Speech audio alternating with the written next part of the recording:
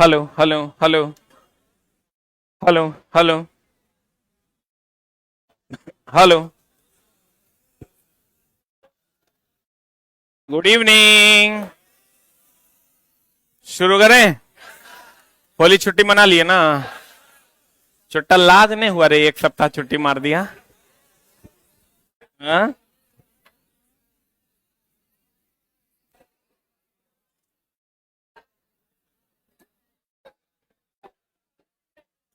कितना तुम उपलब्ध था ये हमरा पता है, इसलिए तुम नहीं बोलो।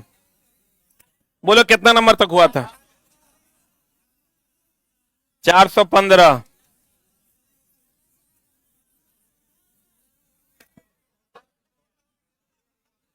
यहां से होना था, इसके बाद होना था, यहां से ना। अब देखो चला, हम लोग ये पढ़ते हैं। शुरू करें ना। सीधी बात नो बकवास में आपका स्वागत है।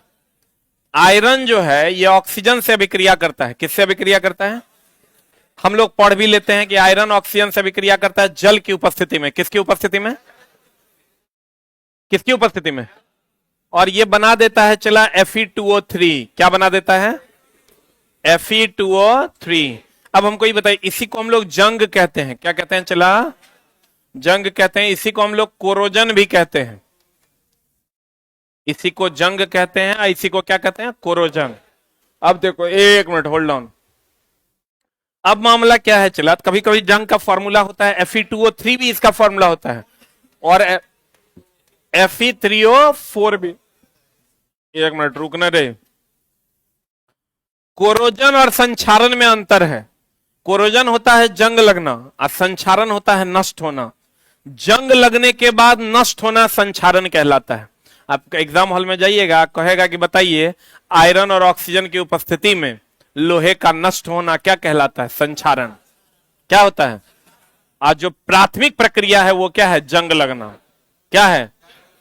तो देखो, जंग लगना या कोरोजन इसको कहते हैं। इसका जो रंग होता है वो लालिमा युक्त, एनसीईआरटी में लाइन है चला, लालिमा युक्त भूरे रंग का होता है। कौन रंग का होता है चला? लालिमा युक्त कौन रंग का होता है? भूरे रंग का होता है। देखो, कभी जंग देखे हो? जैसे हम लोग कहते हैं चला, बेरियम सल्फेट का रंग कैसा? कैसा? सफेद। लेड आयोडाइड का रंग कैसा? रंग तुमको कुछ ही पूछेगा, ये ध्यान रखना। जो तुमको रंग पूछेगा दोस्त मेरे, एगो पूछेगा बेरियम सल्फेट। बेरियम सल्फेट का रंग कैसा होता है? सफेद। उसके बाद पूछेगा लेड आयोडाइड। लेड आयोडाइड का रंग कैसा होता है? पीला। क्लोरीन रंगहीन होता है। क्लोरीन कैसा होता है चला?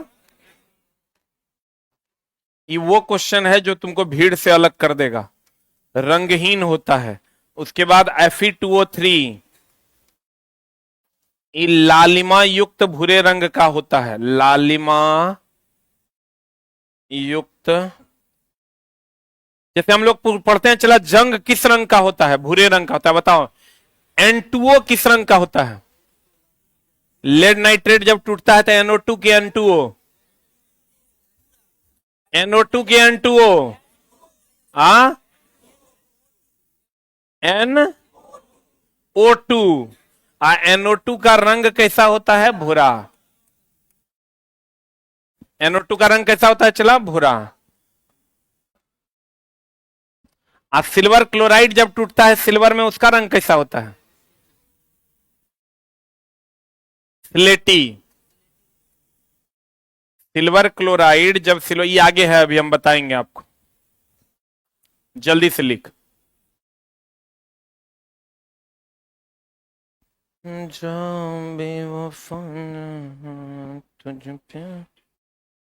हो गया?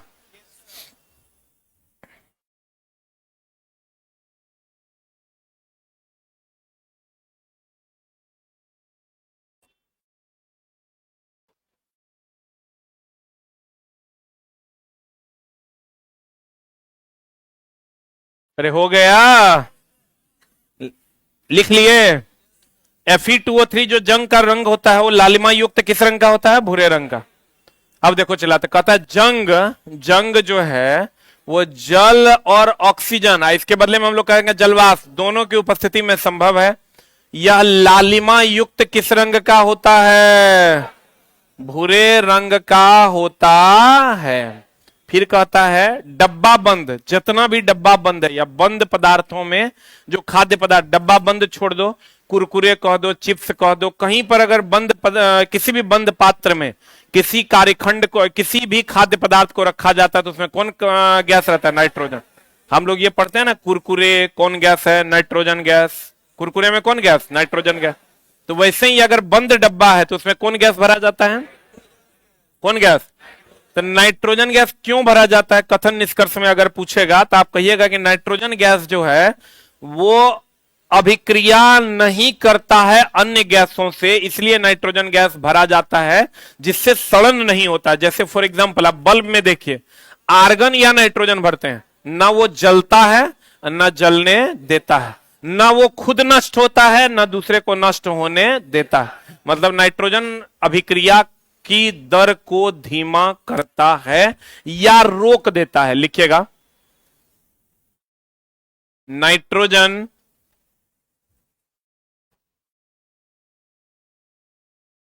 अभिक्रिया की दर को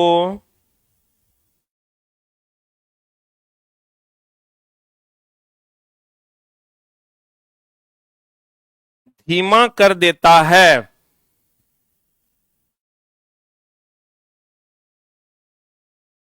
नाइट्रोजन अभिक्रिया की दर को क्या कर देता है? चला, धीमा कर देता है। डब्बा बंद खाद्य पदार्थ कौन गैस का होता है?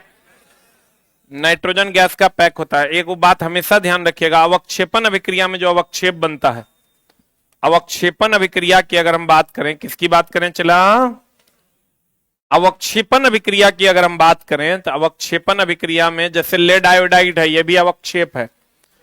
अवक्षेपण अभिक्रिया की अगर हम बात करें, अवक्षेपण अभिक्रिया की अगर हम बात करें तो अवक्षेपण अभिक्रिया में अवक्षेप बनता है। क्या बनता है? चला, और अवक्षेप हमेशा अविलेय होता है। क्या होता है? और ये द्विविस्थापन अभिक्रिया का भी उदाहरण है। इस सब एनसीईआरटी का क्वेश्चन है। कौन अभिक्रिया है? द्विविस्थापन अभिक्रिया का उदाहरण है। ये किसका उदाहरण है? चला, और इसमें आयनों का आदान प्रदान होता है। आयनों का आदान प्रदान होता है। एक मिनट होल्ड डाउन। जितना भी द्विविस्थापन अभिक्रिया है, कौन अभिक्रिया है? उस सब में आयनों का क्या होता है? आदान प्रदान। प्लस माइनस पर जाता है और माइनस प्लस पर। इसमें जो अवक्षेप बनते हैं वो जल में क्या होते हैं? क्या होते हैं? अविलेय होते हैं। कहां पर? कहां पर रे? जल में। ये अवक्षेपण अभिक्रिया का कुछ गुण है जिसको आप लिख लीजिए, राइट इट डाउन।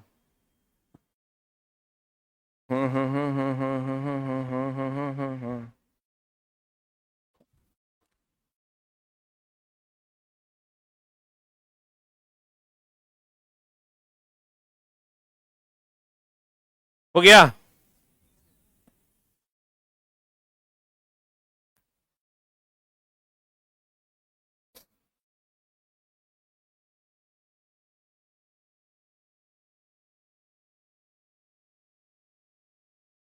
अरे हुआ?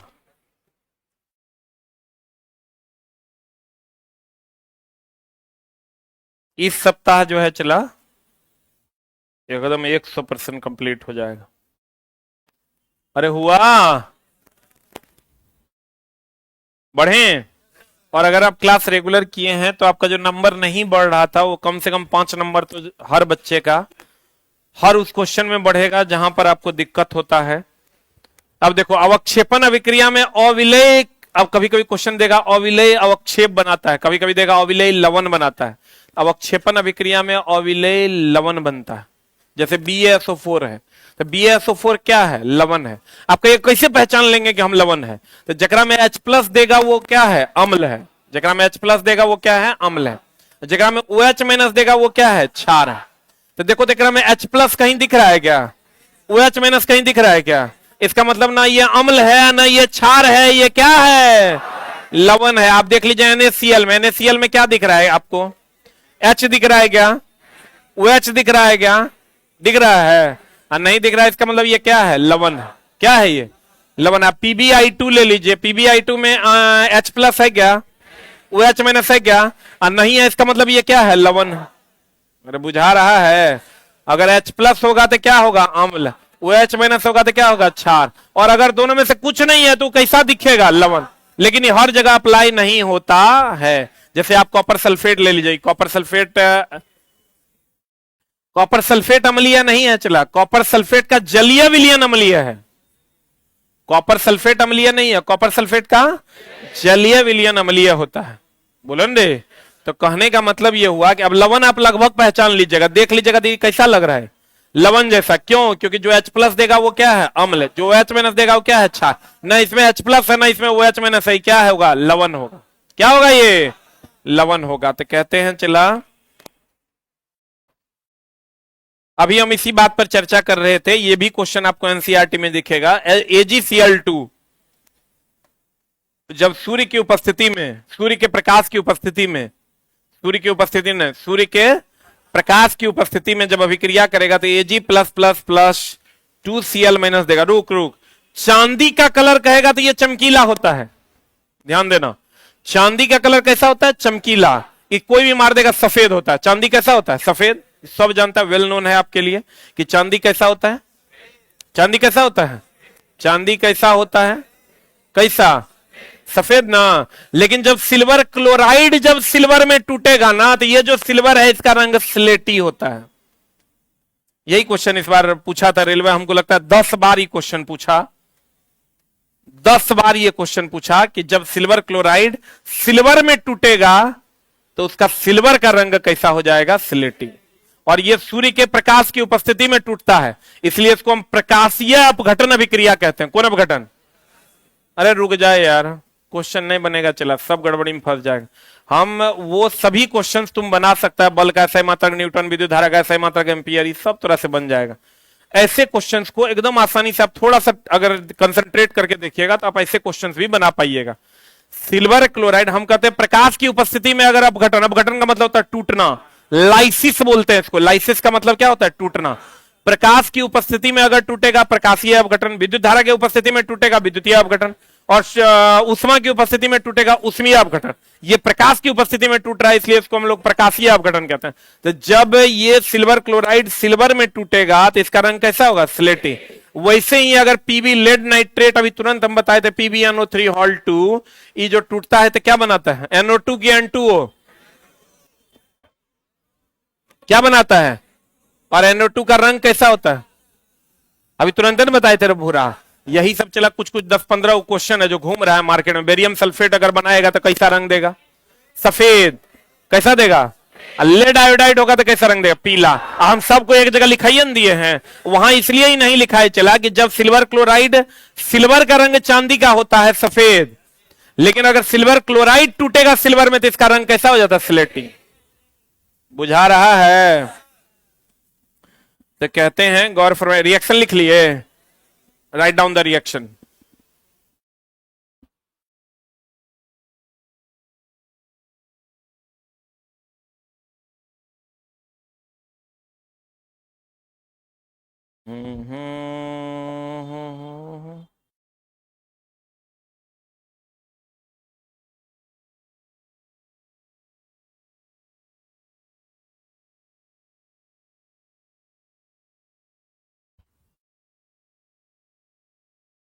लिख लिए?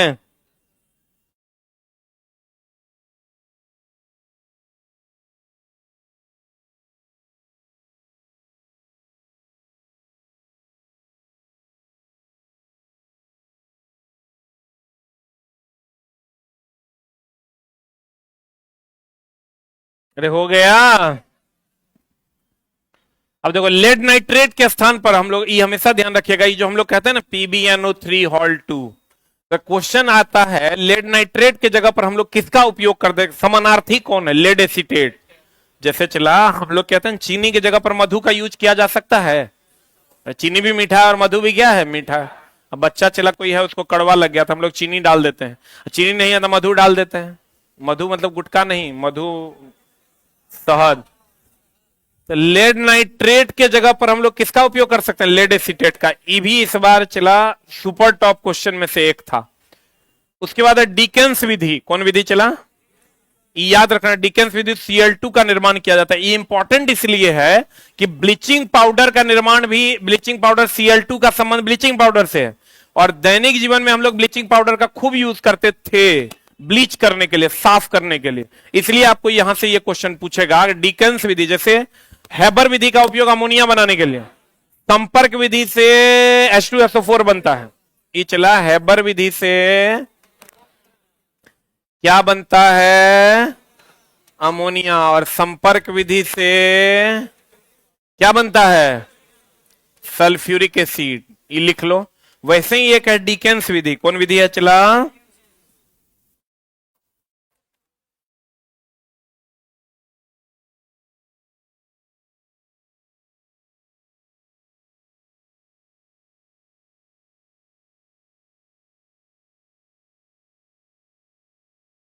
चला, अगर साउंड सही है तो कृपया एक टाइप करें। ऑनलाइन वाले बच्चे, अगर साउंड सही है तो कृपया एक टाइप करें। हो गया?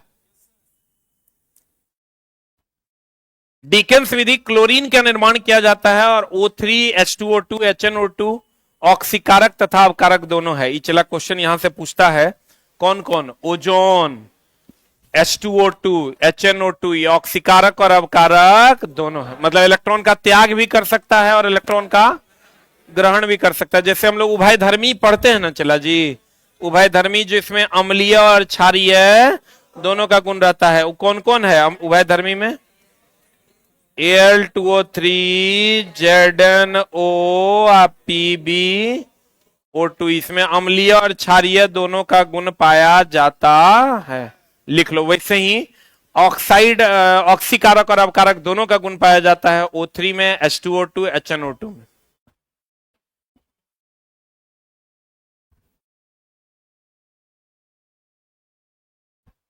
नहीं आ रहा है तो मोबाइल ठीक करवाइए।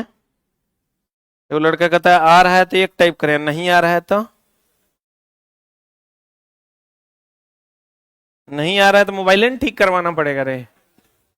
मोबाइल चला कभी कभी खराब भी हो जाता है। एक को लड़का है, वो 50 बार मैसेज लिख दिया कि साउंड तो आ नहीं रहा है, पढ़ा क्या रहे हैं पता नहीं चल रहा है, बाकी सबको साउंड जा रहा है। उभयधर्मी बोले तो Al2O3 ZnO और PbO2।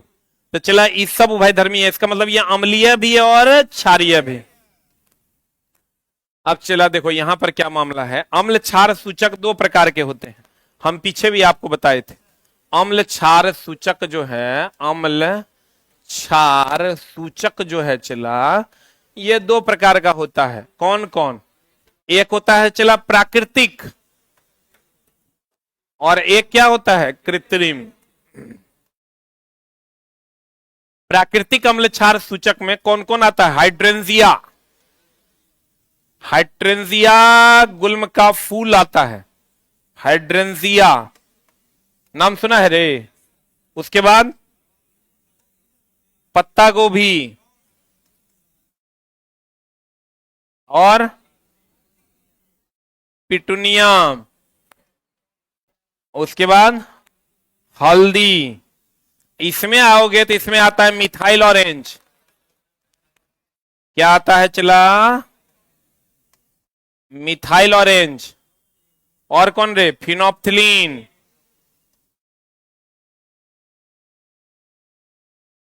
Methyl orange, phenolphthalein. एक कृत्रिम अम्ल क्षार सूचक है।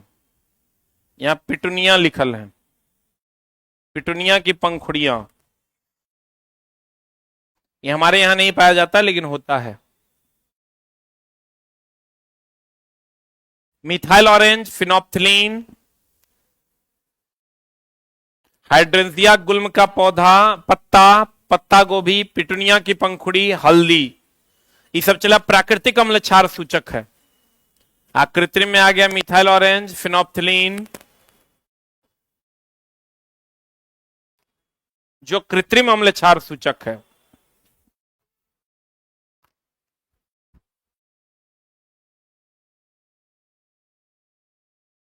हाँ जी, लाइकेन अम्ल क्षार सूचक है, वो भी प्राकृतिक में आएगा, क्योंकि कवक और शैवाल का क्या है, वो मिश्रण है।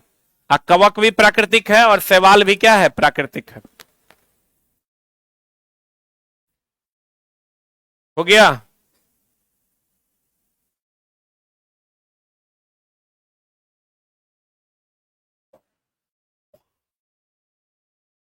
अरे हुआ। प्राकृतिक में कौन कौन आ जाएगा, हाइड्रेंजिया, गुल्म के पौधे, पत्ता गोभी, पिटूनिया की पंखुड़ियां, हल्दी और लाइकेन। कृत्रिम में आ जाएगा मिथाइल ऑरेंज, फिनोप्थिलीन। अब देखो चला, हाइड्रेंजिया, पिटूनिया, जेरानियम जैसे कई फूलों की पंखुड़ियों को भी अम्ल क्षार सूचक के रूप में उपयोग किया जाता है। वेनिला का नाम सुना है, प्याज, लौंग, वनीला, ये सब चला गंधीय सूचक है। कौन सूचक है? गंध का मतलब होता है घ्राण, गंध का मतलब घ्राण सूचक भी इसको कहते हैं। तो कहते हैं वेनिला, प्याज, लौंग, तेल का उपयोग गंधीय सूचक के रूप में किया जाता है, या इसी को हम लोग क्या कहते हैं, चला घ्राण सूचक कहते हैं। कौन सूचक कहते हैं? घ्राण सूचक कहते हैं। लिख लिए? घ्राण सूचक कहते हैं। अब देखो चला, NaOH जब Zn से अभिक्रिया करेगा तो क्या बना देता है, Na2ZnO2 प्लस H2, इसको हम लोग कहते हैं सोडियम जिंकेट। NaOH जब जिंक से अभिक्रिया करेगा तो बना देगा सोडियम जिंकेट। कभी कभी रिएक्शन दिया हुआ है, पूछता है, ये तो सबको पता होगा। चला, कैल्शियम कार्बोनेट को चूना पत्थर, खड़िया एवं संगमरमर कहते हैं। और ये पानी से अभिक्रिया नहीं करता, अम्ल और क्षार से भी अभिक्रिया नहीं करता, पानी से अभिक्रिया नहीं करता। अगर करता तो संगमरमर हम लोग घर में थोड़े लगा पाते, डेली पोछा लगाते हैं, और डेली पोछा लगाते हैं, पानी से अभिक्रिया करता तो बचता। पानी से अभिक्रिया नहीं करता है। कौन? Calcium carbonate. कैल्शियम कार्बोनेट चला बनता किससे है? CaO। CaO जब CO2 से अभिक्रिया करता है तब बना देता है CaCO3, जिसको हम चूना पत्थर, खड़िया, चौक या संगमरमर कहते हैं।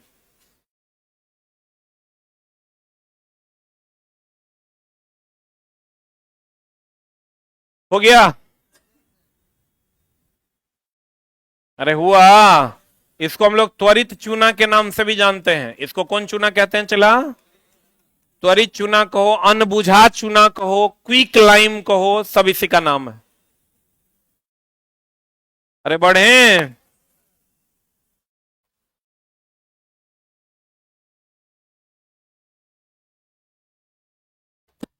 जब वर्षा जल का पीएच का मान 5.5 से कम होगा तो क्या होगा? वो अम्लीय वर्षा होगा। और वर्षा हम लोग क्या कह देते हैं? चला, वर्षा का जल शुद्ध जल है जिसका पीएच मान 7 होता है। वर्षा अगर डायरेक्ट आपको पूछ दे कि वर्षा जल जो है, वर्षा जल जो है, वर्षा जल, इसका पीएच मान कितना? तो पीएच मान कितना? 7। क्योंकि वर्षा जल जो होता है वो चला शुद्ध जल है, और शुद्ध जल का पीएच मान कितना होता है? 7। लेकिन अगर कहेगा अम्लीय वर्षा हो रहा है तो उसका पीएच मान लगभग कितना होता है? 5.5 से कम। बोलो रे, सीधे ने मार देना है, वर्षा का जल पीएच मान 7, लेकिन अम्लीय होगा तो ऑब्वियस सी बात है 7 से कम होगा। और 7 से कम में भी कितना से कम होगा? 5.5 से कम होगा। कहते हैं शुक्र का वायुमंडल H2SO4 के मोटे श्वेत एवं पीले बादलों से बना हुआ है। यानी शुक्र के बादलों में, वायुमंडल में कौन सा अम्ल है? कौन सा अम्ल है? H2SO4। इसको हम लोग अम्लराज भी कहते हैं। क्या कहते हैं इसको? अम्लों का राजा भी कहते हैं। क्या कहते हैं इसको? अम्लों का राजा कहते हैं। अगला, नेटल के पौधा के कांटे में फॉर्मिक अम्ल पाया जाता है, जिसके इलाज के लिए डॉक पौधे से पत्ती को रगड़ा जाता है। इसलिए चला कि जो नेटल का पौधा है, नेटल का पौधा में फॉर्मिक अम्ल होता है, और जो डॉक का पौधा तुम देख रहे हो इसमें क्षार होता है। क्या होता है? कभी कभार चला गांव घर में भी देखता होगा, कहीं पर कट जाता था तो हम लोग कुछ कुछ खास चीजों की पंखुड़ियों को रगड़ के उस पर डालते थे। वैसे ही अगर गांव घर में देखना किसी को मधुमक्खी काट ले तो उसके ऊपर साबुन रगड़ा जाता है। नहीं देखा? प्याज रगड़ते हुए देखा है? तो प्याज जो होता है वो क्षारीय होता है, और जो डंक मारा है उसमें फॉर्मिक एसिड होता है, तो अम्ल और क्षार मिलकर लवण और क्या बनाता है, जल, उदासीन बनाता है। लेकिन अगर आपको क्वेश्चन पूछेगा नेटल के पौधे के कांटे में कौन अम्ल पाया जाता है, फॉर्मिक अम्ल, और इसके इलाज के लिए किस चीज के पौधे की पंखुड़ियां लपेटी जाती है, डॉग की, किसकी, डॉग की। कहता साधारण नमक नाम सुना होगा NaCl, इसका पीएच मान याद रखना 7 होता है। इसका पीएच मान कितना होता है, 7। साधारण नमक का पीएच मान कितना होता है, चला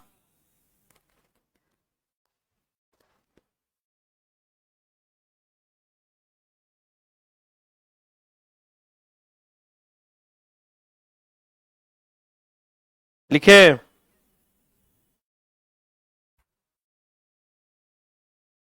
साधारण नमक का पीएच मान कितना, साधारण नमक का पीएच मान होता है चला 7। साधारण नमक का पीएच मान कितना होता है, 7। तो कहते हैं साधारण नमक NaCl के को कच्चे माल के रूप में NaOH, NaHCO3, Na2CO3, CaOCl2 ETC का उपयोग किया जाता है। मतलब ये जो नमक है साधारण नमक का कच्चे माल के रूप में, यानी इस सब बनाने में हम लोग इसका उपयोग करते हैं। चाहे आपको NaOH बनाना है, NaOH बनाना है तब भी NaCl का उपयोग करते हैं। NaOH क्या हो गया, sodium hydroxide, sodium bicarbonate, Na2CO3 sodium carbonate, CaOCl2 bleaching powder, बोलो रे, इस सब बनाने के लिए कच्चा माल के रूप में हम लोग किसका उपयोग करते हैं, NaCl का। किसका उपयोग करते हैं, NaCl का उपयोग करते हैं। Na2CO3 इस बार चला बिहार दरोगा का यही क्वेश्चन था। बिहार दरोगा में पीटी में ही क्वेश्चन पूछा था कि जल की कठोरता को दूर करने के लिए हम लोग किसका उपयोग करते हैं, सोडियम कार्बोनेट का। किसका उपयोग करते हैं। अब जल की कठोरता 2 प्रकार की होती है। चला ये हमेशा ध्यान रखना, पढ़ना और रिजल्ट लेना दोनों अलग अलग बात है। पढ़ना बहुत आसान है, रिजल्ट लेना थोड़ा सा मुश्किल है। वहां 1 नंबर से मामला गड़बड़ा जाता है, 0.25 से मामला गड़बड़ा जाता है। ये इसलिए होता है कि आप जो पढ़ रहे हैं उसको रिजल्ट के लिए नहीं पढ़ रहे हैं, आप समझने के लिए पढ़। रिजल्ट के लिए पढ़िएगा तो 1 स्टेप ऊपर जाके आपको पढ़ना पड़ेगा।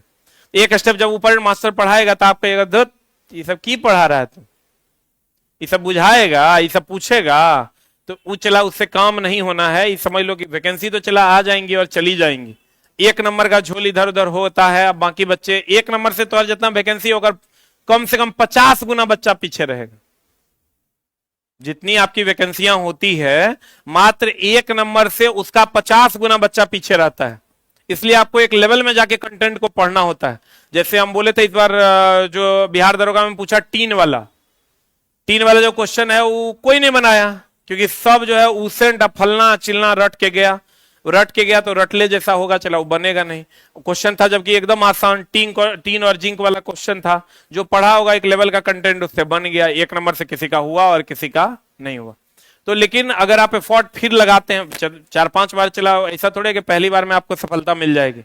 आप एफर्ट बरकरार रखिए, 100% सफलता आपको मिलेगी, जिसका 0.25 से या 0.5 से नहीं हुआ है। लेकिन चला उसके लिए आपको नेक्स्ट लेवल में जाके कंटेंट पढ़ना होगा। नेक्स्ट लेवल में जैसे कंटेंट पढ़ाएगा तो आपको समझने में दिक्कत होगी, दिमाग आपको भारी भारी फील करेगा, तो आपको लगेगा धूल साला की पढ़ा रहा है, बुझाइए नहीं रहा, क्योंकि पीछे तो कुकर्म किए हुए हैं, पीछे तो सही कर्म किए नहीं है। तो चला वो दिक्कत होवे करेगा, नहीं होने का कोई बात नहीं है।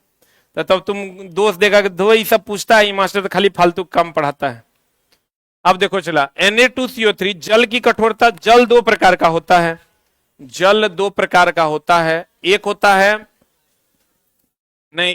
मृदु जल और एक होता है कठोर जल।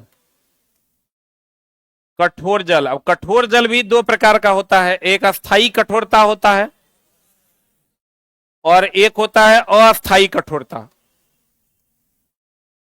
ये अस्थाई कठोरता जो होता है चला, इसको हम लोग पी सकते हैं, इसका यूज करते हैं सब जगह, इसका यूज नहीं करते हैं। अगर इसका यूज करना है तो इसको उपचारित करना होगा, इसको ठीक करना होगा। और ठीक करने के लिए पहले तो इसमें कठोरता, अस्थाई कठोरता होता है कैल्शियम और मैग्नीशियम के क्लोराइड और सल्फेट के कारण। अस्थाई कठोरता होता है कैल्शियम और मैग्नीशियम के बाइकार्बोनेट के कारण।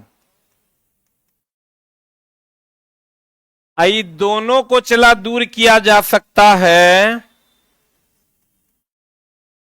दोनों को दूर करेंगे सोडियम कार्बोनेट के द्वारा। बिहार दरोगा 2023। दोनों को दूर किया जाता है सोडियम कार्बोनेट के द्वारा। जल्दी लिख।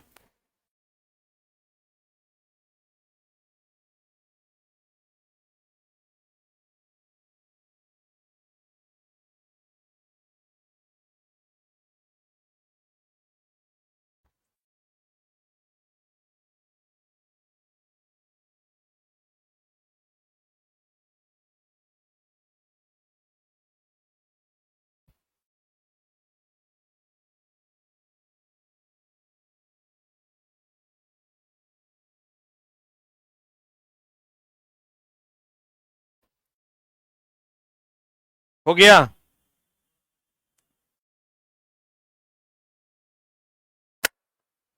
जल की कठोरता दो प्रकार का, एक अस्थाई एगो अस्थाई।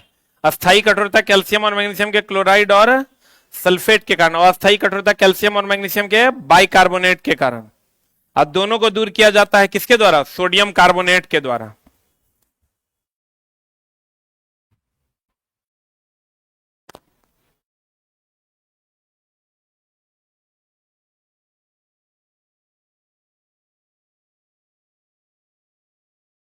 अरे हुआ हो,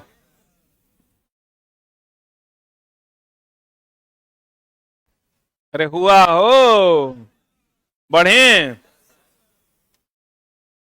अब देखो Na2CO3 का उपयोग अभी तुरंत हम बनाए हैं, सोडियम कार्बोनेट जल की अस्थाई और अस्थाई कठोरता दोनों दूर करने के लिए उपयोग किया जाता है। आप जाके देख लीजिएगा, बिहार दरोगा का क्वेश्चन है और बहुत ही सिंपल क्वेश्चन है, एकदम आसानी से अब आप बना पाइएगा। दांत का इनामेल सबसे कठोर भाग है कि मुलायम भाग है? आज दांत का इनामेल भी चला, हड्डी है, हड्डी है तो वो कैल्शियम फॉस्फेट का बना होगा। किसका बना होगा? किसका बना होगा? दांत का इनामेल सबसे कठोर अंग है, जो किस प्रकृति का होता है? क्षारीय प्रकृति का होता है। अच्छे को बात बताओ, टूथपेस्ट किस प्रकृति का होता है? टूथपेस्ट जो होता है ये किस प्रकृति का होता है? चला, क्षारीय। दांतों में सड़न किसके कारण होता है? दांतों में सड़न अम्लीयता, मुंह की अम्लीयता के कारण होता है। तो जब रात में आप ब्रश करके सोइएगा तो आपके मुंह में जो अम्ल होगा और टूथपेस्ट में जो क्षार होगा वो मिलकर उदासीन हो जाएगा, तो ना अम्ल रहेगा और ना दांतों में सड़न होगा। इसलिए रात में क्या करके सोना चाहिए? ब्रश करके सोना चाहिए, जो कि लगभग लोग नहीं करते हैं। खाना खाने के बाद स्थिर से सूत जाते हैं, ऐसा नहीं करना चाहिए। अब ब्रश भी लोगों को तो ब्रश करने भी नहीं आता है, ब्रश तो ऐसा रगड़ते हैं लगता है कि साला रगड़िए के हटेगा। ब्रश जब भी आप करते हैं चला हल्के हाथों से कीजिए। अब ब्रश ऐसे ऐसे नहीं करना है। हमको एक बार डेंटिस्ट सिखाया, तुम लोग को ज्ञान हम पार्सल कर रहे हैं। हम गए थे डेंटिस्ट के पास, तो डेंटिस्ट ने कहा कि ब्रश जो लोग करते हैं वो ऐसे ऐसे करते हैं, ऐसे ऐसे नहीं करना है, ब्रश ऐसे ऐसे करते हैं। हम लोग की करते हैं,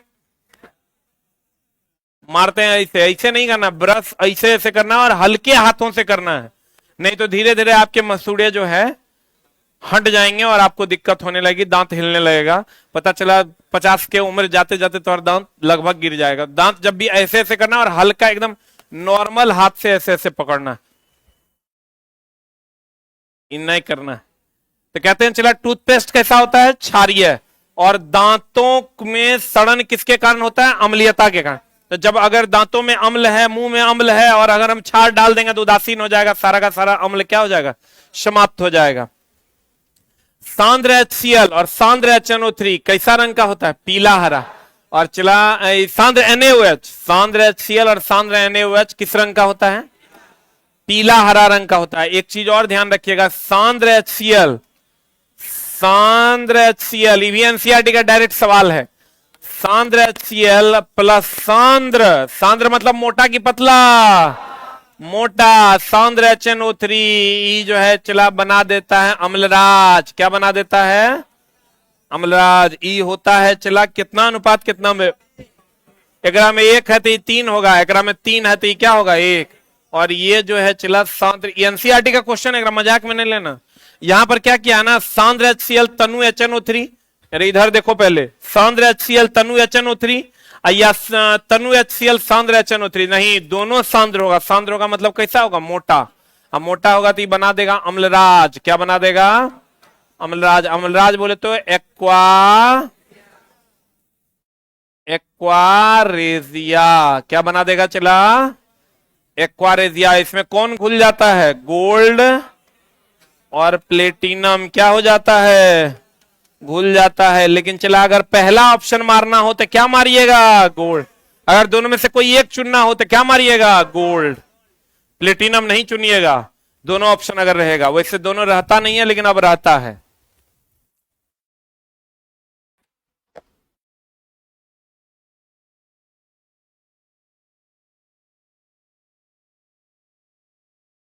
सर मेरे गांव समस्तीपुर में आज गेहूं में आग लगने से पूरा चौर का गेहूं जल गया। लग गया होगा, चलो गर्मी है और गेहूं सूखा हुआ है, हवा हुआ बह रहा है।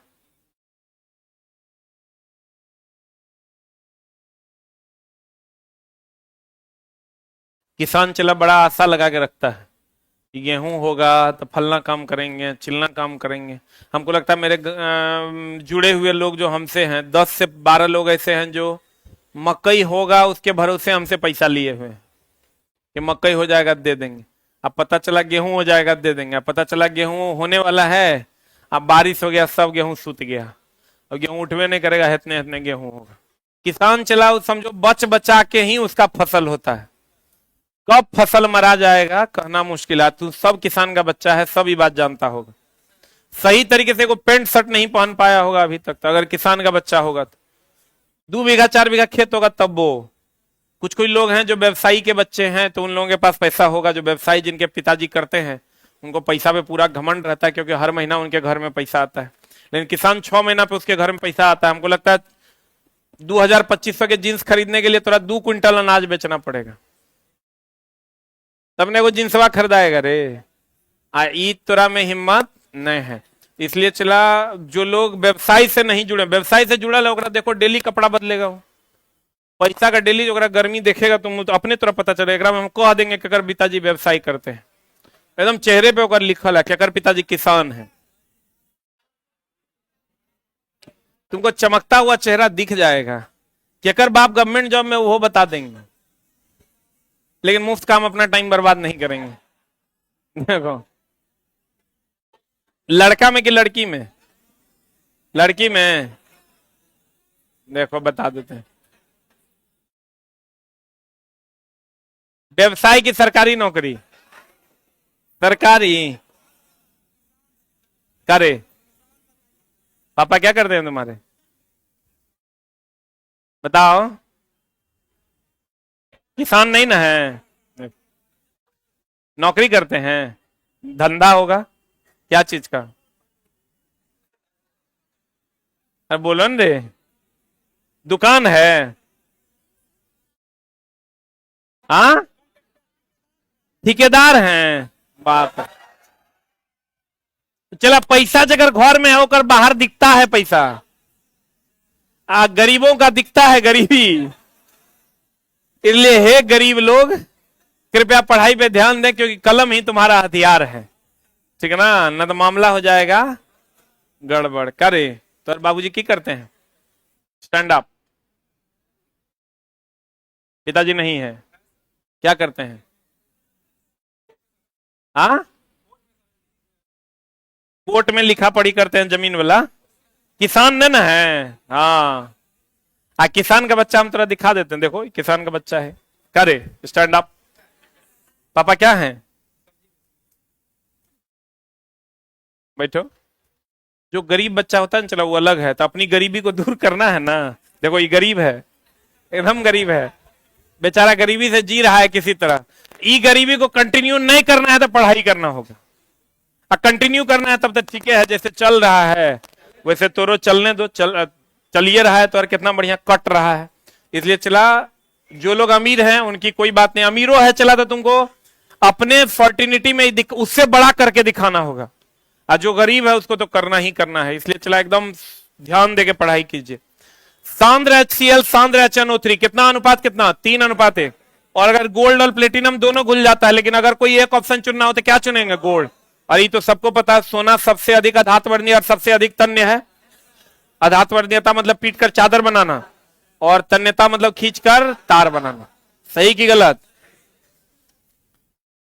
आप कहते हैं सोना सबसे अधिक उपयोग में आने वाला तन्य और अधात्वर्धनीय तत्व है। क्षारीय धातु, अब देखो चला, लड़का को पूछता है कि सोडियम बताइए क्या है, तो सोडियम को लड़का कहता है इसको चाकू से काट सकते हैं, यह मुलायम होता है। पढ़े हैं कि नहीं? अरे ये पढ़े हैं, सोडियम को चाकू से काट सकते हैं और ये क्या होता है, मुलायम। क्या होता है? सोडियम को चाकू से काट सकते हैं और यह मुलायम होता है। लेकिन मेरी जाने मोहब्बत, फर्स्ट ए का जो तत्व है, जिसको हाइड्रोजन को छोड़ दीजिए, हाइड्रोजन तो गैस है ना, हाइड्रोजन को छोड़ दीजिए, लीना करो रब से फरियाद, इस सब मुलायम है। ये तो मुलायम है सोडियम, इस सब मुलायम है, इस सब को चला, सारे के सारे मुलायम है और सब के सब क्षारीय है। बोलो हाँ, तो हम कह देते हैं क्षारीय धातु मुलायम। अब मुलायम होगा तो बताओ कम गलनांक की ज्यादा गलनांक? जल्दी गलेगा ना। और ठोस होगा तो, कठोर होगा तो अधिक गलनांक, बोलवे नहीं करेगा। यहां आप क्षारीय धातु कह दीजिए या यूं कह दीजिए फर्स्ट ए के तत्व। कौन तत्व? ये पता है ना, चलो फर्स्ट ए को क्षारीय धातु वर्ग कहते हैं और सेकंड ए को क्षारीय मृदा धातु वर्ग। बोलो रे, कहते हैं क्षारीय धातु मुलायम तथा कम गलनांक का होता है और इसे चाकू से काटा जा सकता है। सिल्वर एवं गोल्ड अत्यंत अधिक ताप पर भी ऑक्सीजन से अभिक्रिया नहीं। आप चला बताइए, चांदी और सोना अगर अधिक ताप पर ऑक्सीजन से अभिक्रिया कर ले तो पता चला, सोनार को देखे हैं? सोनार को देखे हैं? सोनार क्या करता है, सोना ले लेता है और अगर डायरेक्ट करे सोनार, सुना रहे हैं तुम? स्टैंड अप, सुना रहे हैं तुम? हाँ देखो, इसकी मुस्कुराहट बता रही है कि सुनार है। बागेश्वर के बाद चला हम ही हैं। अच्छा एक बात बताओ ईमानदार से, हमको तुम कभी बताया है कि हम सुनार हैं? कभी बताया है? अभी इससे बात कर रहा था, वो एक्सप्रेशन से लग रहा था इसका दोस्त इसकी ओर ऐसे देख रहा था, अरे सुनार तू ही तो है। हम बुझ गए कि छोटा सुनार है ये, बैठो, यही बात ना था रे। अब ये चला, ये दोनों जो आपस में आंख से जैसे देखा ना, उससे लग गया कि छोटा जो है सोनार है। अब सोनार क्या करता है, यही सब उचला बाबा लोग करते हैं। तुम जैसे जाएगा ना, कहेगा हाँ बाबा कल्याण करो, वो उम्र देख के कह देगा, उम्र देख लिया कि 26-27 है, विवाह में समस्या है, जल्दी दूर होगा, नौकरी की समस्या है। आज जैसे देख लेगा बुढ़वा है, कह देगा सामाजिक पारिवारिक कलह, बेटा बहुत दिक्कत कर रहा है, बेटा और बहू से तुम बहुत परेशान, जी बाबा जी बहुत परेशान।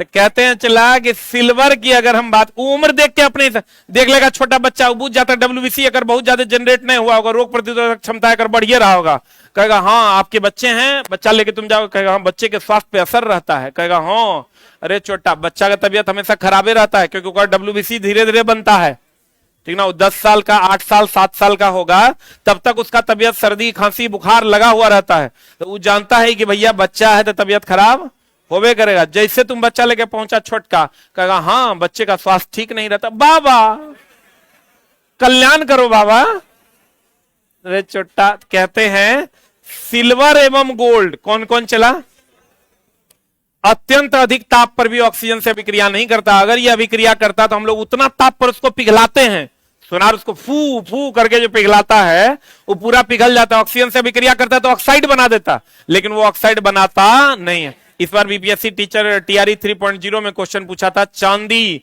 सोना और प्लेटिनम, खास करके सोना और प्लेटिनम मुक्त अवस्था में पाए जाते हैं, ये किसी से अभिक्रिया नहीं करते। अगर सोना और प्लेटिनम किसी से अभिक्रिया करता है, करता चला, तो सोना आप पहने हुए हैं, वो अभिक्रिया करके धीरे धीरे अपना रंग साफे बदल देता। बोलो ना रे। सिल्वर और गोल्ड अत्यधिक ताप पर ऑक्सीजन से अभिक्रिया करता कि नहीं करता?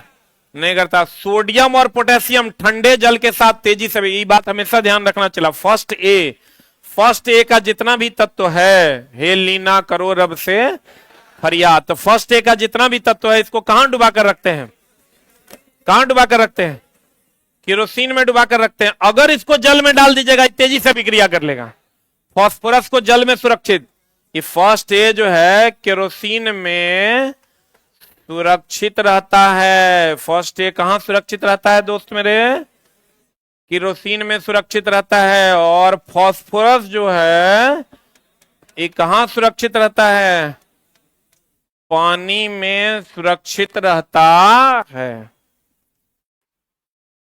खाली हम लोग जानते हैं सोडियम जो है केरोसिन में सुरक्षित रहता है, नहीं, फर्स्ट ए का जितना भी तत्व है वो पानी में सुरक्षित रहता है। फर्स्ट ए करें केरोसिन में सुरक्षित रहता है। अब फास्फोरस किसमें सुरक्षित रहता है? पानी में।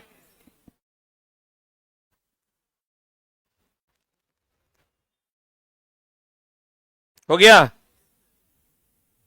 एक बात बताओ, इसका मतलब अगर फर्स्ट ए का जो तत्व है लीना करो रब से फरियाद, इसको अगर पानी में डाल देंगे तो सुरक्षित रहेगा कि असुरक्षित रहेगा? इसका मतलब तेजी से अभिक्रिया करेगा? बोले मैं नहीं करेगा। और खास करके सोडियम और पोटेशियम तेजी से अभिक्रिया करता है। अरे बोल लो, मैग्नीशियम की बात करें, ठंडे जल के साथ अभिक्रिया करता है कि नहीं करता है? नहीं करता, बल्कि गर्म जल के साथ धातु के ऑक्साइड Mg2O और हाइड्रोजन प्रदान करता है। Mg जो है चला जल से अभिक्रिया नहीं करता, लेकिन जब गर्म जल दोगे, कौन जल दोगे चला? गर्म जल अगर दे दोगे, गर्म जल दे दोगे, गर्म जल दे दोगे तो ये अभिक्रिया कर लेगा और ये बना देगा MgO। आप प्लस कौन गैस निकाल देगा? Hydrogen gas. मैग्नीशियम जलने पर भी चला ऑक्सीजन MgO ही देता है। Mg जब ऑक्सीजन से अभिक्रिया करेगा और तब जब जलेगा तब भी ये क्या दे देगा? MgO दे देगा। क्या दे देगा चला? लिख लो जल्दी से।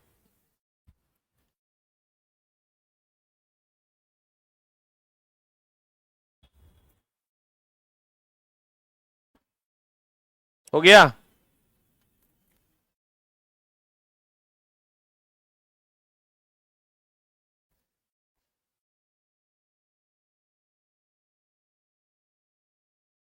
अरे हुआ?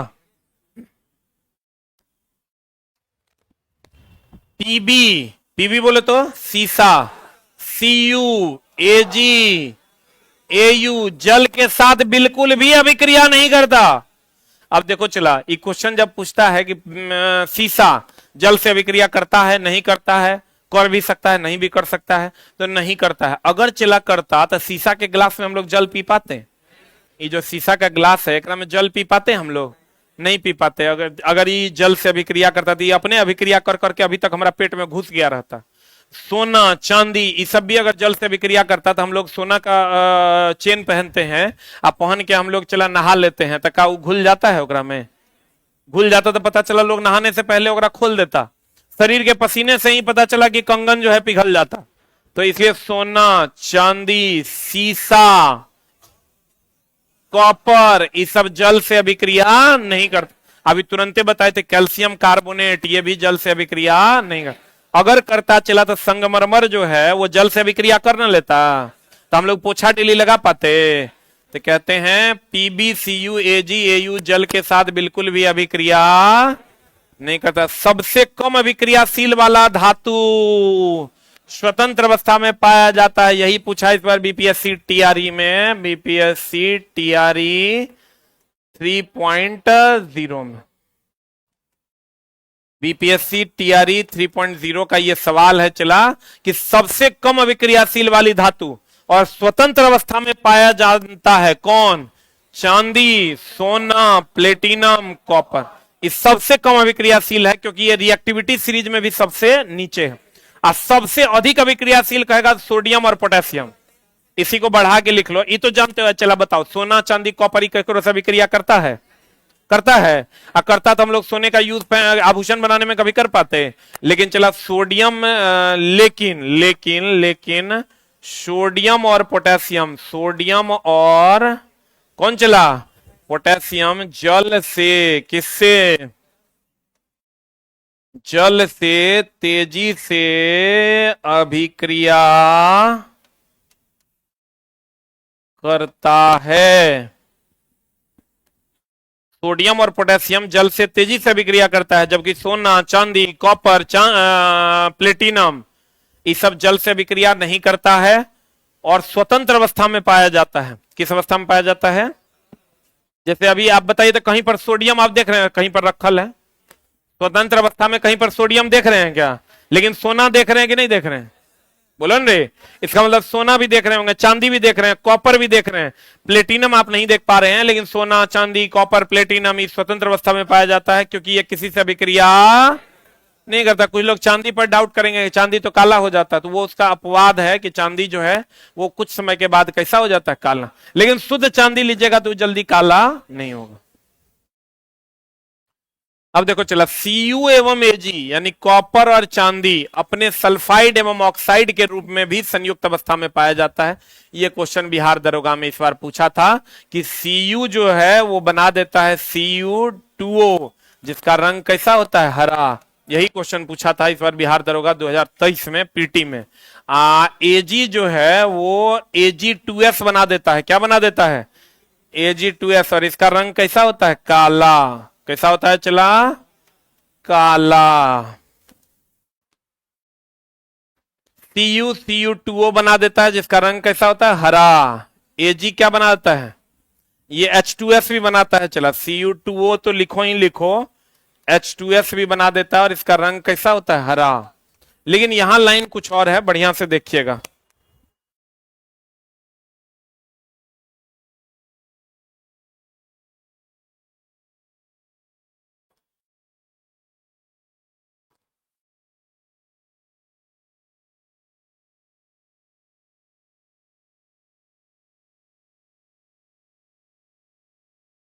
हो गया? अरे हुआ।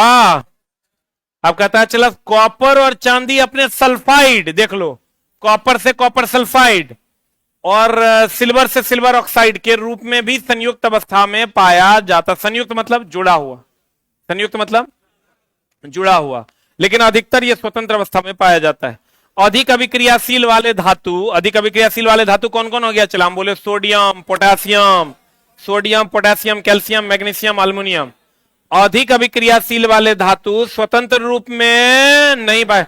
आप खाली सोना अकेले देखिएगा, लेकिन पोटेशियम अकेले नहीं देखिएगा, सोडियम अकेले नहीं देखिएगा। सोडियम को देखिएगा NaOH के साथ, फलना के साथ, चिलना के साथ, क्योंकि यह दूसरे से अभिक्रिया करके एक दूसरे को आपस में क्या कर लेता है? जोड़ लेता है। बोलवे नहीं करेगा। कहते हैं अधिक अभिक्रियाशील वाले धातु स्वतंत्र रूप में नहीं पाए जाते हैं। जैसे जो अधिक अभिक्रियाशील है चला, वो स्वतंत्र रूप में अकेले कभी नहीं पाया जाएगा, वो किसी न किसी से जुड़ जाएगा।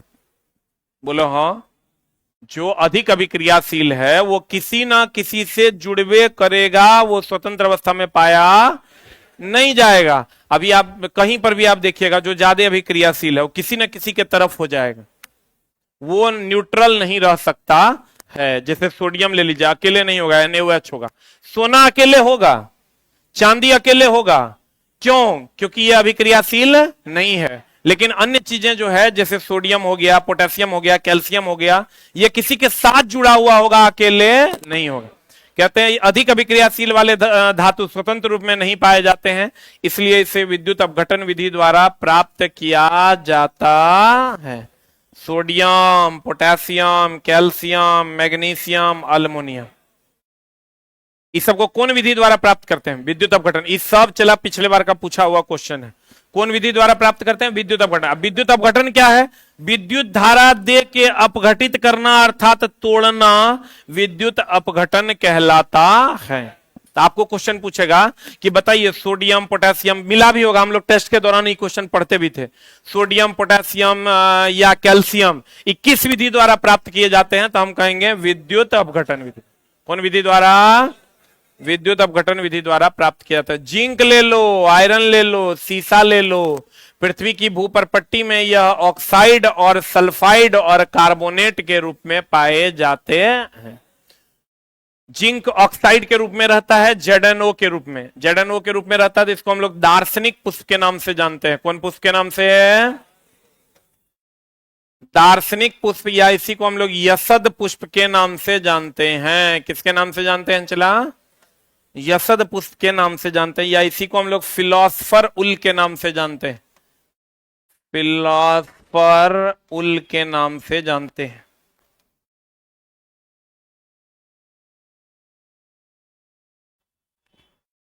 किसके नाम से जानते हैं चला?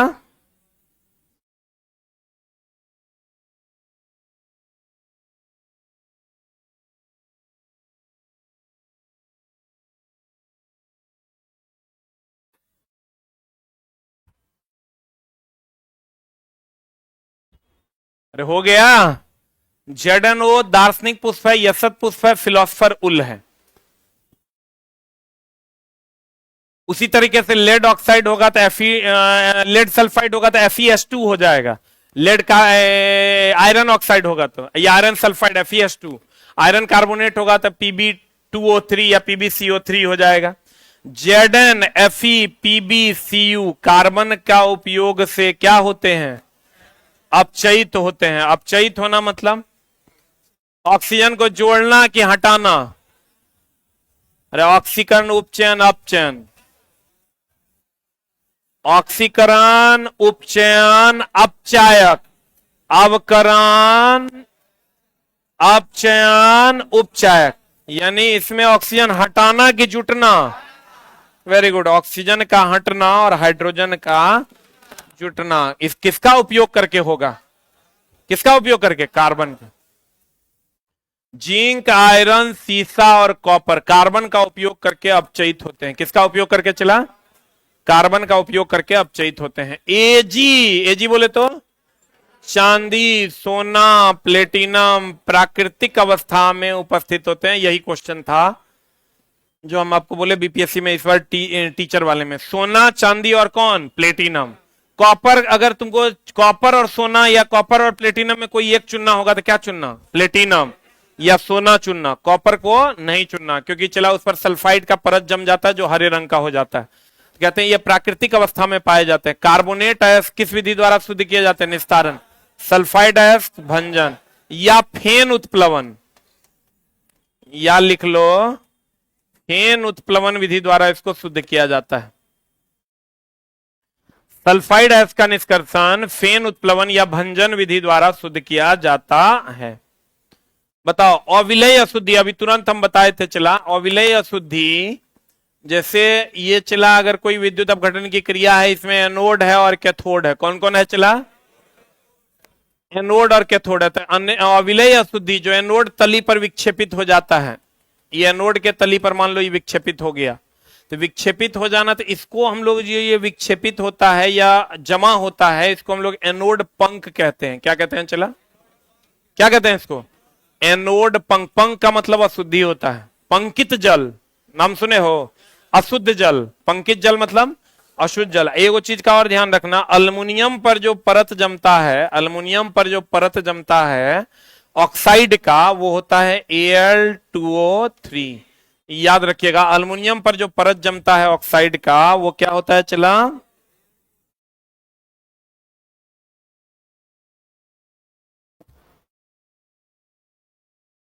जो परत जमता है वो किसका होता है? Al2O3 का। अल्युमिनियम पर परत जमता है किसका होता है? Al2O3 का। और कह देगा अविलेय अशुद्धि एनोड के तली पर विक्षेपित होता है, जिसे हम लोग क्या कहते हैं? क्या कहते हैं रे? एनोड पंक कहते हैं। पंकित जल का मतलब होता है अशुद्ध जल। लिख लो कहीं पर, पंकित जल। कौन जल चला? पंकित जल का मतलब होता है अशुद्ध जल। पंकित जल बोले तो अशुद्ध जल। जितना लड़का चला हल्ला करता ना, है ही भारी क्वेश्चन है, भारी क्वेश्चन, इससे बाहर आपका साइंस का क्वेश्चन नहीं जाएगा अगर आप इसको अच्छे से कर लेते हैं तो। हम इसके रिलेटेड क्वेश्चन भी सारा बता दे रहे हैं। आप कम से कम 700 अगर ऑनलाइनर बताएंगे तो कम से कम 3000 के आसपास आपको हम पढ़ा देंगे, 3000 अप्रोक्स। पंकित जल मतलब कौन जल? अशुद्ध जल। बताओ पंकित जल का क्वथनांक अधिक की कम? अरे बोलो रे, क्वथनांक इसका क्या? पंकित जल का क्वथनांक होता है अधिक। पंकित जल का क्वथनांक कितना होता है? अधिक। CuCO2 से, आर्द्र CO2 से अभिक्रिया करेगा, CuCO3 बनाएगा, जिसका रंग कैसा होता है? हरा। जैसे अभी हम बोले थे बेरियम सल्फेट का रंग कैसा? सफेद। लेड आयोडाइड का रंग कैसा? पीला। NO2 का रंग कैसा? भूरा। सिल्वर का रंग है, सिल्वर क्लोराइड सिल्वर में बनेगा तो स्लेटी। वैसे ही चला, जब CuCO2 से अभिक्रिया करेगा, CuCO3 बनाएगा, जो कैसा रंग का होगा? हरा। और हम ये भी बताए थे कॉपर पर हरे रंग का परत जमता है, चांदी पर काले रंग का परत जमता है। बोलो रे, कॉपर पर कैसे रंग का? हरे रंग का। चांदी पर कैसा? काले रंग का परत जमता है। तो भैया मेरे, जब CuCO2 से अभिक्रिया करेगा आर्द्र CO2 से, तो बना देगा CuCO3, जिसका रंग कैसा होगा? हरा। ऐसे भी चला, कॉपर पर कौन रंग जमता है? हरा। कौन रंग? हरे रंग का जमना होता है। आयरन, अल्युमिनियम और जिंक ठंडा एवं गर्म जल के साथ कोई अभिक्रिया अगर करता चला तो लोहा के बर्तन में हम लोग लोहा के लोहिया में हम लोग खाना बना पाते? अल्युमिनियम के लोहिया में हम लोग खाना बना पाते? अगर ठंडा जल से अभिक्रिया कर जाता या गर्म जल से अभिक्रिया कर जाता तो हम उसमें खाना नहीं बना पाते। एक और जान लो, कौन? जिंक। यही क्वेश्चन पूछा था कि भैया अभिक्रियाशीलता किसकी ज्यादा है, टीन की कि जिंक की? अधिकतर जब ये क्वेश्चन आता है अभिक्रियाशीलता चला जिंक की ज्यादा है और टीन की कम, इसलिए टीन के बर्तन प्रयोग किए जाते हैं। इसलिए टीन के बर्तन प्रयोग किए जाते। एक क्वेश्चन जो बीपीएससी 1 में चला टफ पूछा था वो यही था, एक क्वेश्चन मात्र जो सबसे टफ पूछा था। खाने वाले बर्तन जो हैं वो टीन के क्यों बनाए जाते हैं? इसलिए बनाए जाते हैं क्योंकि उसकी अभिक्रियाशीलता कम है। जिसकी अभिक्रियाशीलता ज्यादा होगी वो चला खाना के साथ ही घुल जाएगा। तो खाना के साथ घुल जाएगा तो पता चला जिंक का बर्तन लीजिएगा, जिंक घुल जाएगा खाने भोजन में, तो घुल जाएगा तो फिर मामला गड़बड़ान जाएगा। इसलिए हम लोग टीन के बर्तन का उपयोग करते हैं क्योंकि उसकी अभिक्रियाशीलता कम होती है।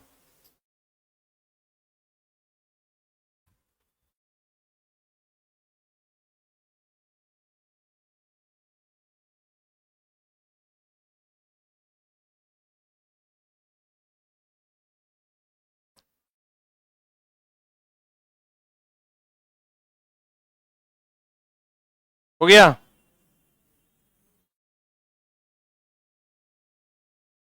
आजकल नेटवर्क का बहुत इशू है ना रे,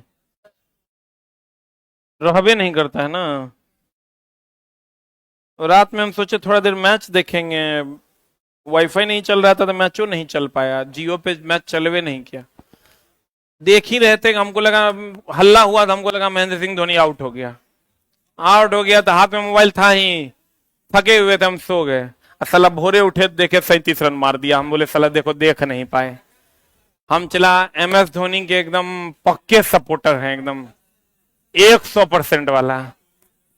हम अगर किसी के फैन हैं इस पूरे पृथ्वी पर 2-4 लोगों के, तो उसमें एक आदमी वो है जिसका नाम है महेंद्र सिंह धोनी। अब बहुत लोग मुंबई को सपोर्ट करते हैं वगैरह वगैरह, लेकिन अपन तो भैया CSK का फैन है। CSK के कौन कौन फैन है एक बार हाथ खड़ा कीजिए। मतलब इसमें भी मुंबई और RCB का फैन बैठा हुआ, मारो सबको। RCB बोला, अब मुंबई इंडियन, गुजरात टाइटंस भी है क्या? लखनऊ सुपर जॉइंट्स न है। मैक्सिमम हमको लगता है फैन 3 ही भागों में बटा हुआ है। सनराइजर्स हैदराबाद है क्या? है। कलकत्ता, तुम छोटा सब में हाथ उठाता है आदमी है कि? अब देखो अभिक्रियाशीलता जो है चला, अभिक्रियाशीलता सबसे ज्यादा होती है जिंक की कि टीन की? जिंक की अभिक्रियाशीलता ज्यादा और टीन की अभिक्रियाशीलता कम। इसीलिए टीन के बर्तन का उपयोग करते हैं। किसका उपयोग करते हैं? खाने के बर्तन में टीन का उपयोग किया जाता है, तो वह अभिक्रिया खाने से नहीं करता है और हमारा खाना सुरक्षित रहता है। लेकिन जंगरोधी बनाने, लोहे को जंगरोधी बनाने के लिए हम लोग टीन का लेप नहीं लगाते हैं। किसका लेप लगाते हैं? लोहे को जंगरोधी बनाना है, लोहे को जंगरोधी बनाना। इससे भी कम अभिक्रिया तो सोना करता है, तो ओकर लेप नहीं लगा देंगे। लोहे को जंगरोधी बनाने के लिए किसका उपयोग करते हैं? जिंक का। बनारस का जो चला काशी विश्वनाथ मंदिर है, उसके ऊपर सोने का पत्थर लगा हुआ है, देना एकदम तुमको चमकीला नजर आएगा। हो गया? अरे हुआ। अब देखो, कहता है धातु, धातु कौन चला? धातु HNO3 से अभिक्रिया करके कौन गैस नहीं देता है? बाकी जितना धातु है, धातु की अगर बात करोगे तो लगभग धातु जो है वो जल से अभिक्रिया करके हाइड्रोजन गैस देता है। धातु जल से अभिक्रिया करेगा तो कौन गैस देगा? Hydrogen gas. एगो चीज और ध्यान रखना, धातु अम्ल से भी अभिक्रिया करेगा ना, तब भी कौन गैस देगा? Hydrogen gas. लेकिन धातु जब HNO3 से अभिक्रिया करेगा तो हाइड्रोजन गैस नहीं देता है। लिख लो, धातु जल से अभिक्रिया करेगा हाइड्रोजन गैस देगा, धातु अम्ल से अभिक्रिया करेगा हाइड्रोजन गैस देगा, लेकिन धातु HNO3 से अभिक्रिया करेगा तो हाइड्रोजन गैस नहीं देगा। अम्ल में ये अपवाद है, HNO3 भी अम्ल है, नाइट्रिक एसिड, लेकिन ये अपवाद है। हम अभी वो लिखा है धातु अम्ल से अभिक्रिया करेगा हाइड्रोजन गैस देगा, लेकिन धातु नाइट्रिक एसिड HNO3 से अभिक्रिया करेगा तो हाइड्रोजन गैस नहीं देगा। लिख लिया?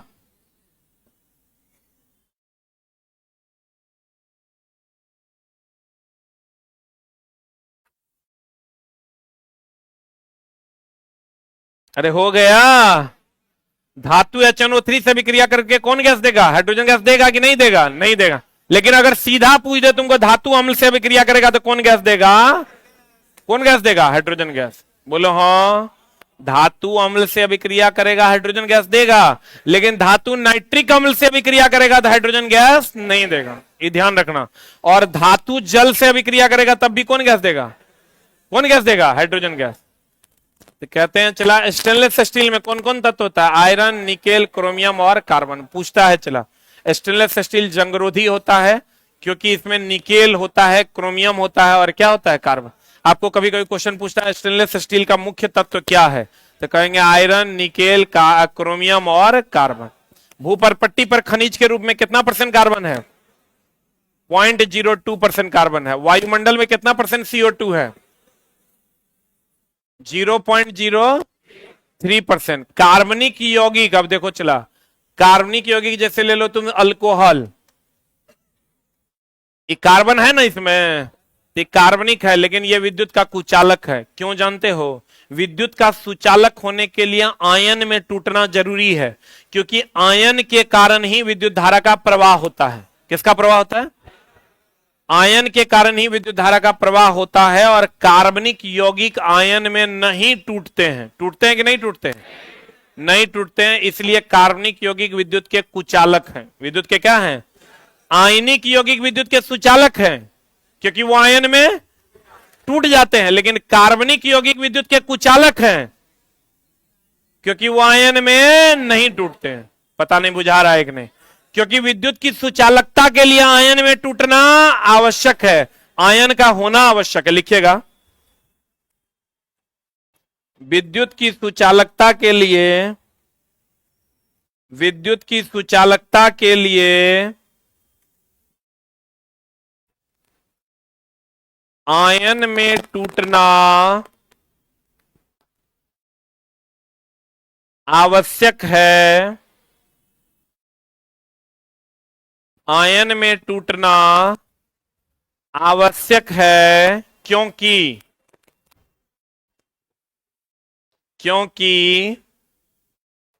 आयन के कारण ही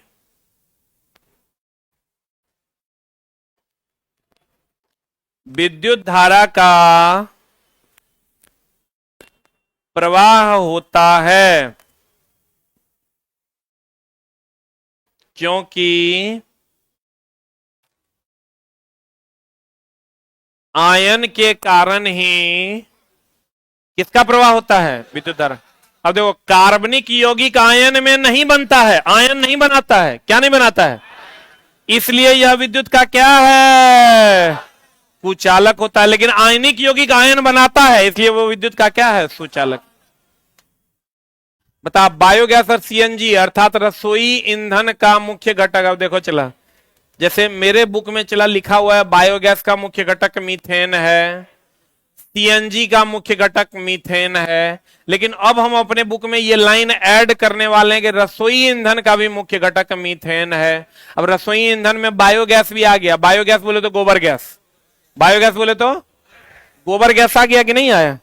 रसोई गोबर गैस से खाना बनाते हुए सुना है कि नहीं। तो अगर तुमको कह दे गोबर गैस, बायोगैस, एलपीजी, सीएनजी, इसका मुख्य घटक कौन है, मीथेन। तो चला, बायोगैस बोले तो गोबर गैस, उसका मुख्य घटक भी क्या है, मीथेन। रसोई गैस में कभी कभी दे देता है, तो रसोई गैस में लड़का मारता है, रसोई गैस बोले तो एलपीजी। रसोई गैस लड़का मारता है क्या, एलपीजी। और आपको पता होगा एलपीजी का जो मुख्य घटक है वो ब्यूटेन है। तो लड़का से अगर पूछ देता है कि बताओ बाबू एलपीजी रसोई गैस का मुख्य घटक क्या, तो लड़का मारता है रसोई गैस का मुख्य घटक, रसोई गैस बोले तो एलपीजी, एलपीजी बोले तो ब्यूटेन। वो गलत है। रसोई गैस कह रहा है, इसका मतलब ये गोबर गैस की बात। अगर डायरेक्ट एलपीजी नहीं कह रहा है, इसका मतलब कौन गैस की बात कर रहा है, गोबर गैस। गोबर गैस मतलब कौन गैस, बायोगैस। आप बायोगैस बोले तो कौन घटक, मीथेन। बुझा रहा है। लेकिन अगर कह दे एलपीजी रसोई गैस में कौन मुख्य घटक, क्या क्या मारिएगा, ब्यूटेन। अरे बुझा रहा है। और अगर कह दे रसोई ईंधन में मुख्य घटक कौन, मीथेन। अगर कह दे बायोगैस का मुख्य घटक कौन, मीथेन। अगर कह दे सीएनजी का मुख्य घटक कौन, मीथेन। अरे बुझा रहा है। अब कहते हैं, गौर फरमाइएगा, अपरूप। अपर रूप देखो, अब चला एगो चीज ध्यान रखना, तत्व का संबंध रासायनिक गुण से है। किससे है चला, अगर तत्व समान मतलब रासायनिक गुण समान, बोलो हाँ। और भार का संबंध जो है भौतिक गुण से है। अगर आप पढ़े होंगे तो हम जरूर आपको पढ़ाए होंगे। एक बात बताइए, ऑक्सीजन का अपर रूप ले लीजिए, ऑक्सीजन का अपर रूप ले लीजिए, कौन रूप ले लीजिए, एगो O2 ले लीजिए, एगो O3 ले लीजिए, बोलिए हाँ। देखना में तत्व समान है कि नहीं है, अरे तत्व दोनों में ON है, तो तत्व समान है मतलब रासायनिक गुण समान की असमान। और अगर भार अलग अलग होगा कि सेम होगा, एक 16 दूनी 32, एक 16 तिया 48, तो भार अलग अलग हो जाएगा। भार अलग अलग हो जाएगा तो भौतिक गुण अलग अलग कि सेम, अलग अलग ना। इसका मतलब अपर रूप का तत्व समान है तो रासायनिक गुण समान, अब भार अलग अलग है तो भौतिक गुण अलग अलग। चला तुम समझो कि हम बहुत सारा चीज सीख रहे हैं। अब जो हम पहले क्या पढ़ाते थे, हम पढ़ाते थे समस्थानिक कार्बन 612, कार्बन 614, बोलो हाँ। तो हम कहते थे देखो बाबू एक द्रव्यमान अलग अलग है तो रासायनिक भार अलग अलग है तो एक भौतिक गुण अलग अलग, तत्व सेम है तो रासायनिक गुण समान, बोलो रे। लेकिन अब हम अपने में भी एक लाइन जोड़ेंगे कि भैया अपर रूप ऑक्सीजन का अगर अपर रूप है, कार्बन का अपर रूप है कार्बन 612, कार्बन 614, तो कार्बन 612 कार्बन 614 में कार्बन समान है कि अलग अलग है, तो तत्व समान है मतलब रासायनिक गुण समान होगा। और भार अलग अलग है तो भौतिक गुण क्या हो जाएगा, अलग अलग। बोले नहीं करेगा। देखो बात बताओ, अगर आर्गन 1840 दे दें तुमको और कैल्शियम 2040 दे दें, तो बताइए हमको इसका भौतिक गुण जो द्रव्यमान पर निर्भर करता है भार पर, ये समान क्या अलग अलग, और रासायनिक गुण जो तत्व पर निर्भर करता है अलग अलग। बुझाया कि नहीं बुझाया, बोलन रे। यही वो एक नंबर है चला जो तुमको भीड़ से अलग करके जॉब दिलवा देगा, ठीक है। लेकिन वो एक नंबर के लिए आपको मेहनत करना पड़ेगा। अब देखो चला, ये बात तुम चला एकदम जान लो, नौकरी अगर लेना है उसमें साइंस अगर तुम्हारा 25 से 30 नंबर का है तो बिना मेरे आशीर्वाद के नौकरी नहीं होगा। इसलिए आते जाते प्रणाम सर प्रणाम सर प्रणाम सर करते रहो, दूसरा कोई उपाय नहीं है, ठीक ना। आना तो वही फिर 0.25 से गड़बड़ाते रहेगा तो हमारा नहीं कहना।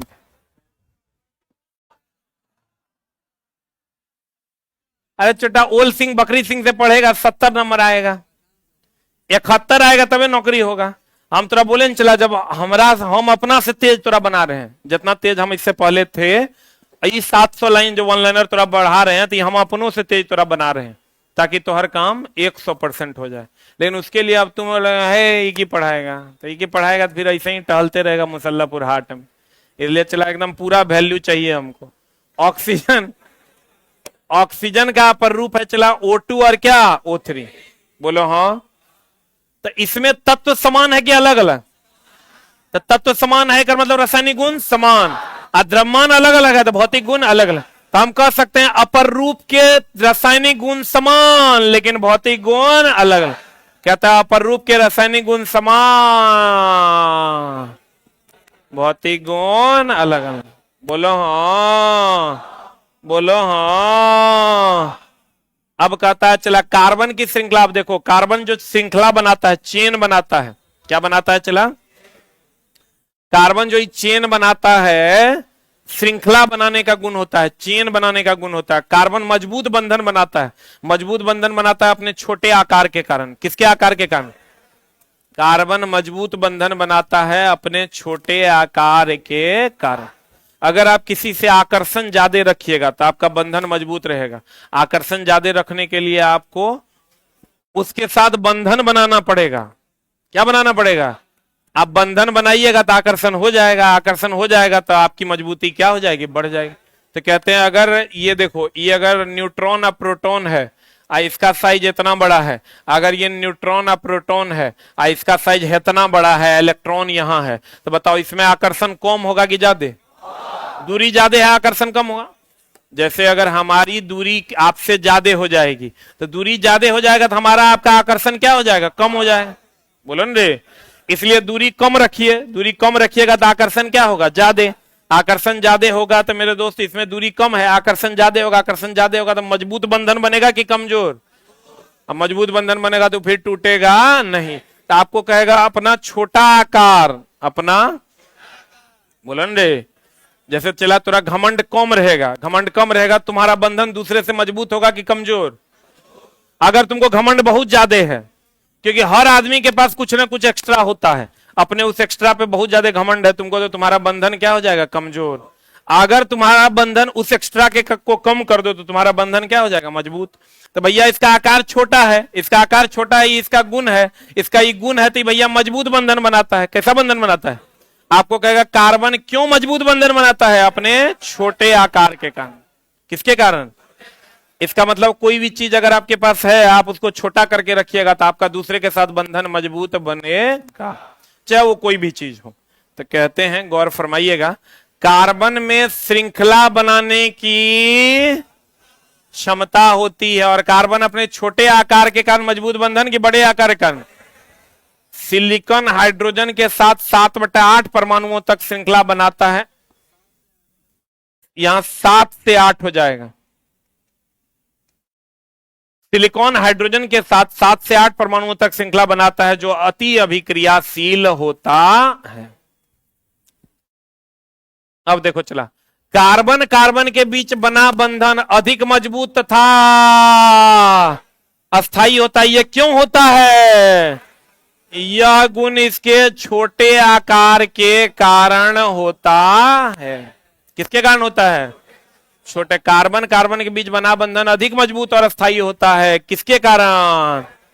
ये भी चला तुमको क्वेश्चन कहीं ना कहीं मिला होगा, एनसीईआरटी अगर पढ़ा होगा तो ये क्वेश्चन तुमको जरूर से जरूर मिला होगा। जैव शक्ति का सिद्धांत कौन दिया था? बर्जीलियस। और उसको खत्म कौन किया था? वॉलर। अमोनियम साइनेट से यूरिया बनाकर। बोलो न रे। जैव शक्ति, कार्बन यौगिक केवल जीव से ही प्राप्त होते हैं, ये कौन दिया था? बर्जीलिया। वोहलर ने जैव शक्ति के सिद्धांत का खंडन किया अमोनियम साइनेट से क्या बनाकर? कार्बन परमाणुओं का वलय की संरचना क्या कहलाती है? वो जो चला ऐसे ऐसे करके हम लोग बेंजीन बनाते हैं ना, हो, इस संरचना को हम लोग क्या कहते हैं? साइक्लोटोन। क्या कहते हैं चला? अब बताओ, वलय की संरचना का जन्मदाता कौन है? बेंजीन। कौन है चला? वलय की संरचना का जन्मदाता कौन है? बेंजीन। समजात में कितने का अंतर? समजात समझते हो? जैसे एल्केन, एल्कीन, एल्काइन, नाम सुना है? जैसे चला CH4 ले लो, एक ही फैमिली का, C2H6 ले, C3H8 ले लो, इस सब में देखो CH2 का अंतर है। देखो कितने का अंतर है? एगो कार्बन और 2 हाइड्रोजन का अंतर है। एगो बात बताओ चला, समान जात के कैसे होइएगा? जब सब मान लो गुप्ते है, सब मान लो यादवे है, सब मान लो झाए जी है, सब मान लो महतो जी है, तो हम लोग कहते हैं समजात है। बोलो ने, या इधर लड़की है, इधर लड़का है, उधर छक्का है, तो इधर वाला एक जात का, इधर वाला एक जात का, इधर वाला एक जात। बोलो ने, तो समजात मतलब एक ही प्रकार का। अगर सब में लगातार में CH2 का अंतर होगा तो हम कहेंगे वो कैसा है? समजाती है। होमोलोगस सीरीज कहते हैं। आणविक द्रव्यमान बढ़ने से, जैसे चला कोई भारी है, जैसे एल्युमिनियम ले लो तुम और लोहा ले लो, किसका गलनांक ज्यादा होगा? लोहा का। अरे छोटा, एल्युमिनियम और लोहा में क्या कर गलनांक ज्यादा? इसका मतलब आणविक द्रव्यमान बढ़ता है तो गलनांक भी बढ़ता है। बोले वे नहीं करेगा। आणविक द्रव्यमान के बढ़ने से गलनांक और क्वथनांक में भी क्या होती है? वृद्धि। यानी भारी वाला वस्तु का गलनांक और क्वथनांक ज्यादा की कम? जल्दी गलेगा कि लेट से गलेगा? लेट से गलेगा ना। बोले वे नहीं करेगा। आणविक द्रव्यमान ज्यादा होगा, उसका गलनांक और क्वथनांक अधिक की कम? अधिक होता है। बोलो हाँ। अल्कोहल का क्या होता है? OH। अल्डिहाइड का होता है CHO। कीटोन का होता है CO। कार्बोक्सिलिक एसिड हो गया ओइक एसिड, इसका होता है COOH। ठीक कर लो चला।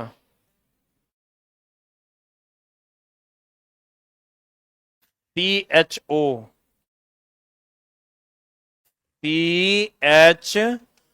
कीटोन का होता है CO।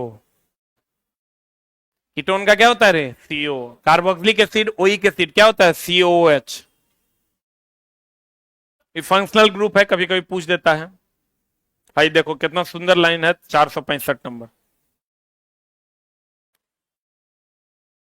एक बात बताओ चला, संतृप्त किसको कहते हैं? हाइड्रोकार्बन जिसमें कार्बन कार्बन के बीच सिंगल बॉन्ड।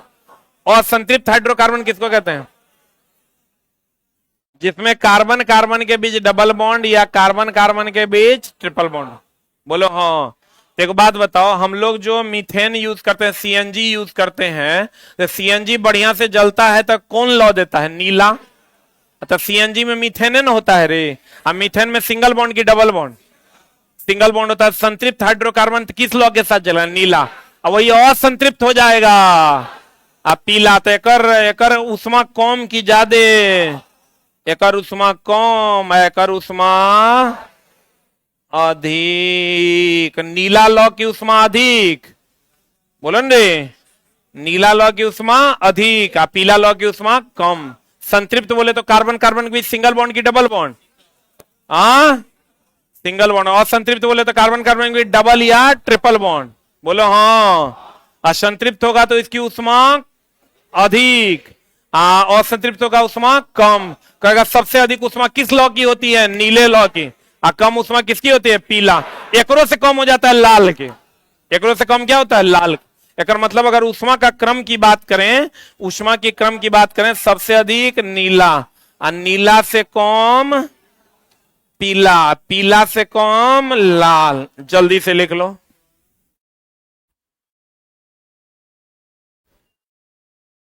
हो गया। संतृप्त होगा तो कैसा? नीला। असंतृप्त होगा तो कैसा? पीला। बोलो हाँ। बोलो हाँ। कहीं मुस्कुरा रहा है तुम?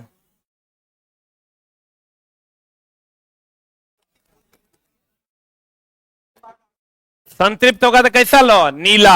असंतृप्त होगा तो पीला। सबसे ज्यादा उष्मा किसमें होगा? नीला में। बोलो न रे। उससे कम किसमें होगा? पीला में। और उससे कम किसमें होगा? लाल में। तो आपको कहेगा बताइए, अगर बहुत बढ़िया से जलेगा, कोई अशुद्धि नहीं रहेगी, तो कौन सा लौ देगा? नीला। जैसे नया नया गैस सिलेंडर खरीदता है तो कैसा रोशनी देता है? मतलब कैसा उष्मा देता है? नीला। अरे बोलो ना रे। नहीं, नीला की पीला? तो चला, नया नया जब हम लोग गैस सिलेंडर खरीद के लाते हैं, एकदम नया सिलेंडर, नया गैस भरा के नया सिलेंडर, तो आप देखिएगा कौन रंग देता है? नीला। धीरे धीरे वो कैसा होने लगता है? पीला। अब पीला हो जाएगा, धीरे धीरे कार्बन जमने लगता है, कार्बन जम के कालिख जमने लगता है। कभी कभी कुकर के किसी खास पार्ट में आप देखिएगा कालिख जम जाता है। बोलो न रे। कहते हैं संतृप्त हाइड्रोकार्बन कौन रंग देता है? नीला। और संतृप्त कौन रंग देता है? पीला। अब सबसे ज्यादा उष्मा किसमें होता है? नीला में। उससे कम किसमें होता है? पीला में। और उससे कम किसमें होता है? लाल में। क्लियर है? Any doubt? पक्का? हाँ। चला, एक आवश्यक सूचना कृपया ध्यान दें।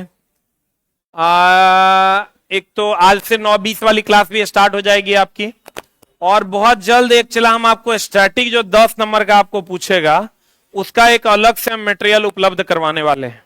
कंटेंट होली की छुट्टी में बना है, अब जब हो जाएगा तो हम आपको बता देंगे। उतने कंटेंट आपको पढ़ना है क्योंकि 10 नंबर के लिए बहुत ज्यादा नहीं पढ़ना है। दूसरा की रीजनिंग वाले जो हमारे आदरणीय दीपक सर थे, तो उनका पैर में फ्रैक्चर आ गया है, तो इसलिए वो कुछ दिनों तक क्लास नहीं ले पाएंगे। अगले कुछ दिनों के लिए, चूंकि अभी क्लास को रोकना सही बात नहीं है, तो अगले कुछ दिनों के लिए हमारे बीच गौरव गिरिराज सर होंगे। गौरव सर हम लोगों के साथ, हमारे साथ 2014 एएलपी में भी थे, 2018 एएलपी में भी थे, 2023 में दीपक सर थे। गौरव सर चूंकि कहीं और पढ़ा रहे थे, उस टाइम दीपक सर आए थे तो वही जुड़े थे हमारे साथ। तो लेकिन अब जो है, अभी से जब तक दीपक सर ठीक नहीं हो जाते, हमारे बीच होंगे